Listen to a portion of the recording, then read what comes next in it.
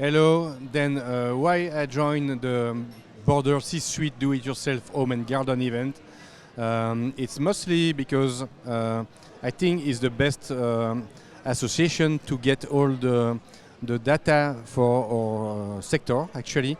Lamb Twist, we are just from one department, but it's difficult to get the insight and the data of the market, and with all the reports, it's really cool to go deep, to feel a bit the trends and to see who are the biggest colleagues and competitors and so on. Then so far, my best experience in this evening, it was the pitch actually for the contest. It's not an exercise that I'm used to, but the speed dating also with the people is a cool way to meet a lot of people in a few times and to ice break.